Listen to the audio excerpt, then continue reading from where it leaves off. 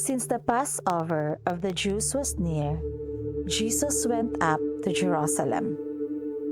He found in the temple area those who sold oxen, sheep, and doves, as well as the money changers seated there. He made a whip out of cords and drove them all out of the temple area with the sheep and oxen, and spilled the coins of the money changers, and overturned their tables. And to those who sold doves, he said, "Take this out of here, and stop making my Father's house a marketplace."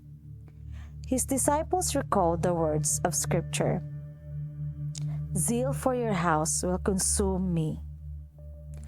At this, the Jews answered and said to him, "What sign can you show us for doing this?"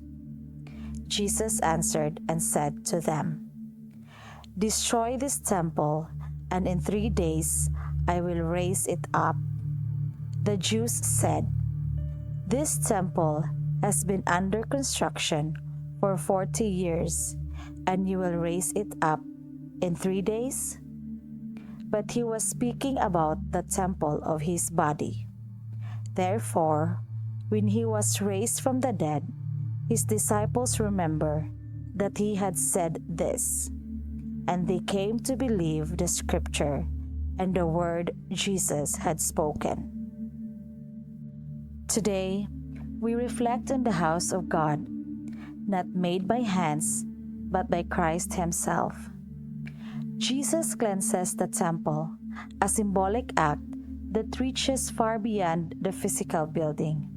He challenges what we considered sacred and calls us to true worship. The temple he speaks of is his own body, and by extension, each person who believes. This house of God isn't bricks and mortar. It's the community. It's us. When we make God's house a marketplace, cluttered, transactional, and distracted, we will miss that invitation to worship in spirit and truth. Jesus turned over tables to get our attention. What is inside of us? What is our heart's posture? And this is as relevant now as it was then. This week, let's ask, where is God living in my life? Am I a sacred space for Him? Or have I turned His house into a marketplace of destruction? Invite Jesus into your everyday, your work, your rest, your relationships, and let your heart become a temple of worship. Thank you for joining Gospel Reading Sunday. May our hearts be a home for Christ and our life a living temple of praise this week.